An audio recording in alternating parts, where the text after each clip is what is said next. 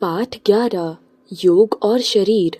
मानस तन रूपी यंत्र में रहता है। हमारा मन का स्वास्थ्य भी तन के स्वास्थ्य से जुड़ा है। शरीर स्वस्थ है तो मन भी प्रफुल्लित रहता है। आपकी कार्य क्षमता कई गुना बढ़ जाती है। किंतु यदि शरीर अस्वस्थ है तो स्वस्थ मन की कल्पना ही असंभव है। शरीर और मन का परस्पर तालमेल और समन्वय हो तो हम में अपने और समाज के प्रति दायित्वों को वहन करने की सामर्थ्य आ जाती है। हम समाज के उपयोगी सदस्य बन जाते हैं। अन्यथा समाज पर भार। आज विश्व भर के वैज्ञानिक व्यायाम पर बल देने लगे हैं, परंतु भारतीय मनुष्यों को यह रहस्य हजारों वर्ष पूर्व ज्ञात था। तन और मन के समन्वय की जो विधि उन्होंने खोजी और आजमाई थी वह है योगासन। योग और आसन। योग का अर्थ है काम करने की कुशलता। जो आसन हमारी कार्य कुशलता को बढ़ाते हैं उन्हें योगासन कहते हैं। योगासन का मूल मंत्र है शरीर की विभिन्न नस नाड़ियों, मांसपेशियों और अन्य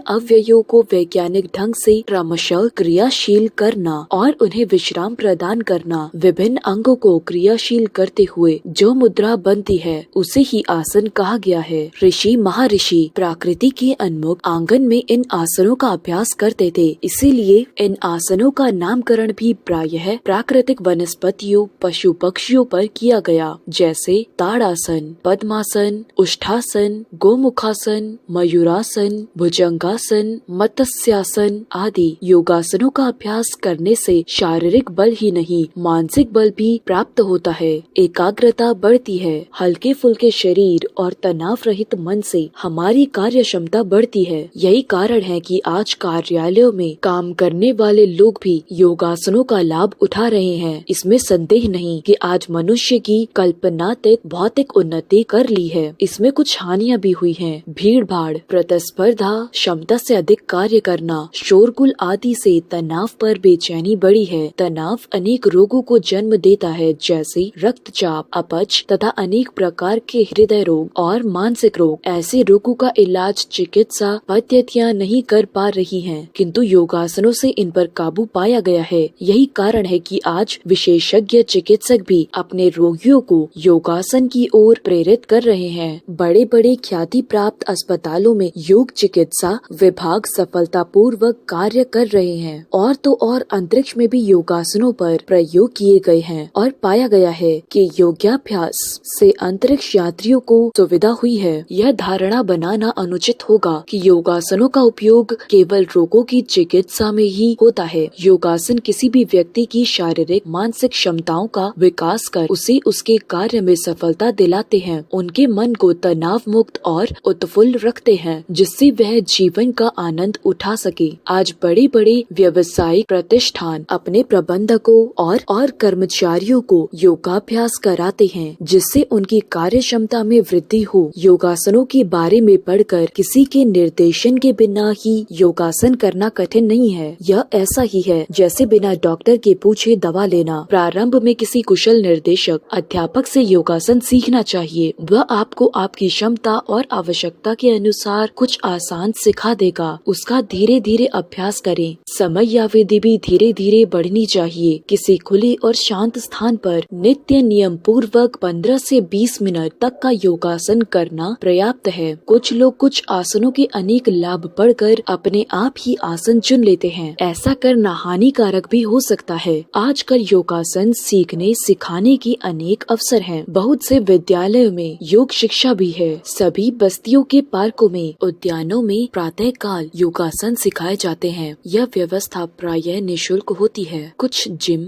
हेल्थ क्लब, संस्थाएं शुल्क लेकर भी योगासन सिखाती है। कुछ लोग अपने घरों में योगासन सीखते हैं। व्यायाम की हजारों वर्ष पुरानी यह योग प्रणाली आज विश्व भर में प्रचलित है। यह अपने आप में प्रमाण है कि भारतीय चिंतन कितना लोकोपकारी